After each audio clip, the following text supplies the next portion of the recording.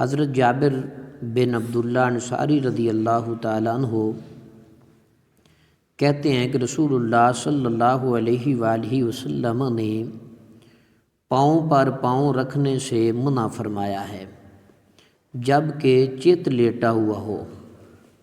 پیٹھ کے بال جب بندہ لیٹا ہوا ہو تو پاؤں پر پاؤں رکھنے سے منع فرمایا۔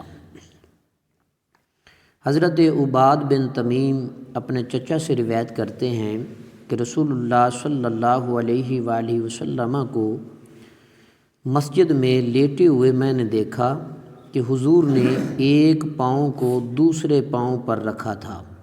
اس حدیث مبارکہ کو امام بخاری نے اور امام مسلم نے روایت کیا۔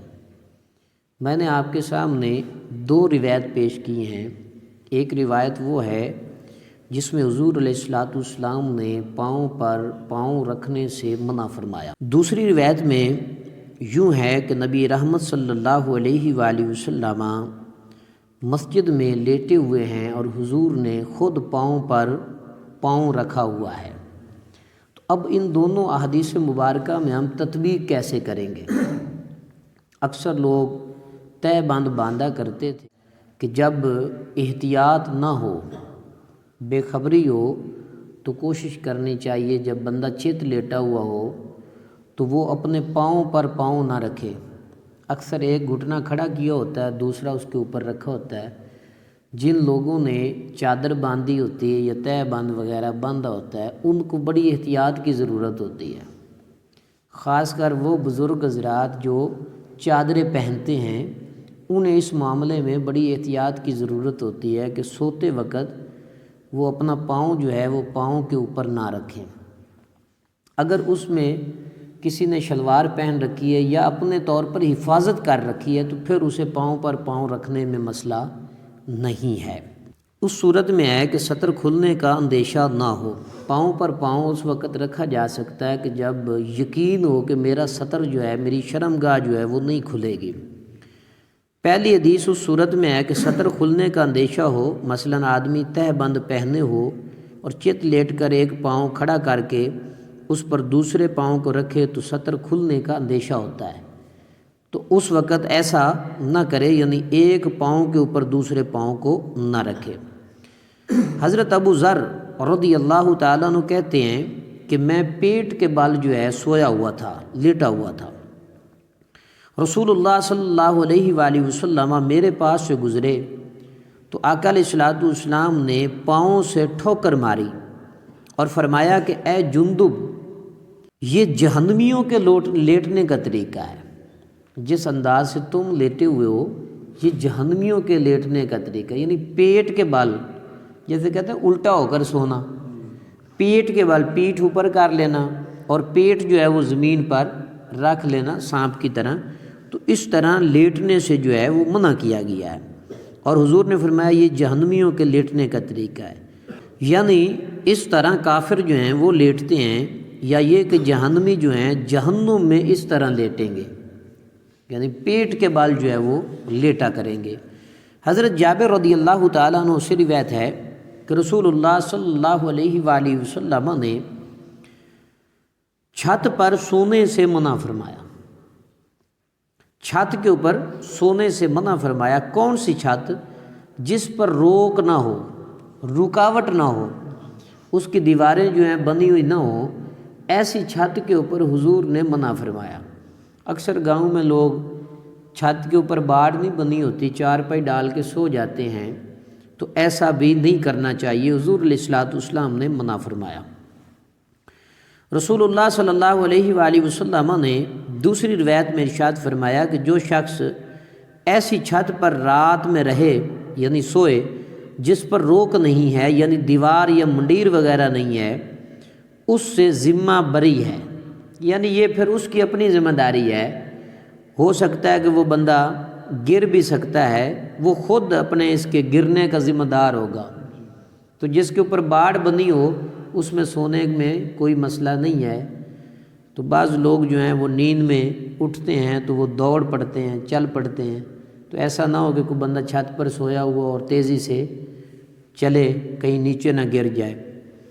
تو نبی رحمت صلی اللہ علیہ وآلہ وسلم نے احتیاطاً ہمیں اس بات کا حکم فرمایا کہ جس چھت پر رکاوٹ نہ ہو تو اس چھت پر تم نہ سو، جس چھت کے اوپر منڈیر یا چار دیواری بنی ہوئی ہے اس پر سونے میں کوئی مسئلہ نہیں ہے۔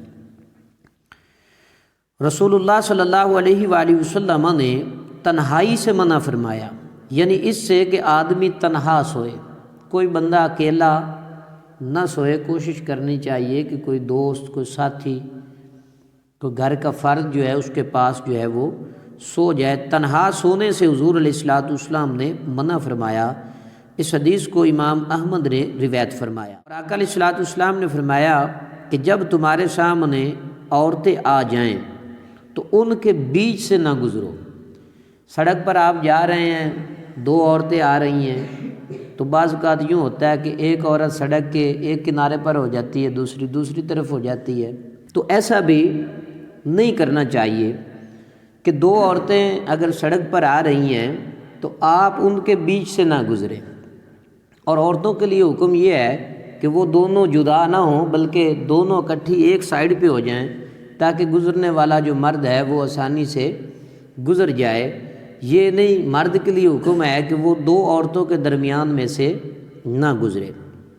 اور عورتیں جب سڑک پر آ رہی ہوں تو انہیں بھی اس بات کا خاص خیال رکھنا چاہیے کہ مرد ہوں ان سے پردہ بھی کرنا چاہیے اور ان سے ایک جانب ہو کر جو ہے وہ گزرے۔ حضور علیہ الصلوۃ والسلام نے فرمایا کہ بلکہ داہنے یا بائیں کا راستہ لے لو، عورتوں کی داہنی جانب سے گزرو یا بائیں جانب سے گزرو، ایک جانب سے گزرو، دو عورتوں کے بیچ میں سے نہ گزرو۔ قیلولہ کرنا جو ہے یہ جائز عمل ہے، بلکہ یہ مستحب عمل ہے۔ سونے پر بھی اللہ تعالیٰ بندے کو ثواب عطا فرماتا ہے۔ جو کام کاج رات کو کرتا ہو، کچھ وقت کے لیے پڑھتا لکھتا ہو، کام کاج میں مصروف رہتا ہو، تو اسے دن میں قیلولہ کرنا چاہیے، یعنی دن میں 5 منٹ سو جائے، 10 منٹ سو جائے، آدھا گھنٹہ سو جائے، اس سے تھکن جو ہے، تھکاوٹ جو ہے وہ دور ہو جاتی ہے۔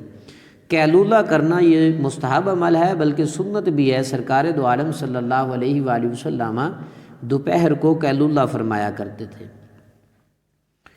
غالباً یہ ان لوگوں کے لیے ہے کہ جو شب بیداری کرتے ہیں، ان کو ضرور دن میں تھوڑی دیر کے لیے قیلولہ کر لینا چاہیے تاکہ ان کی تھکن جو ہے وہ دور ہو جائے۔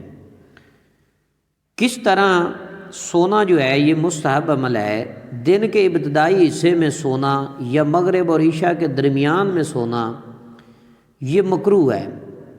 سونے میں مستحب یہ ہے کہ باطہارت سوئے اور کچھ دیر داہنی کروٹ پر داہنے ہاتھ کو رخسار کے نیچے رکھ کر قبلہ رو ہو کر سو جائے، پھر اس کے بعد بائیں کروٹ پر اور سوتے وقت قبر میں سونے کو یاد کرے، اور وہاں تنہا سونا ہے اس کو بھی اپنے ذہن میں رکھے کہ قبر کے اندر میرے پاس کوئی نہیں ہوگا، میں نے تنہا ہی سونا ہے، اور اس کے ساتھ اگر کوئی چیز ہوگی تو وہ اس کے اپنے اعمال ہوں گے۔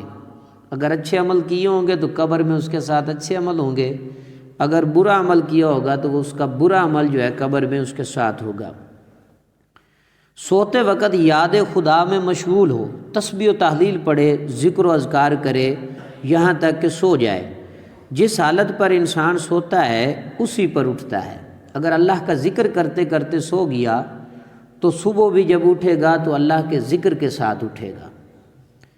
اس لیے رات کو اللہ کا ذکر کرنا چاہیے، اور حدیث میں تو یوں ہے کہ رات میں کم از کم قرآن کی ایک آیت کی تلاوت کر کے سوئے، اور ساری رات فرشتہ جو ہے اس کے لیے پھر استغفار کرتا رہتا جب تک وہ بیدار نہیں ہوتا۔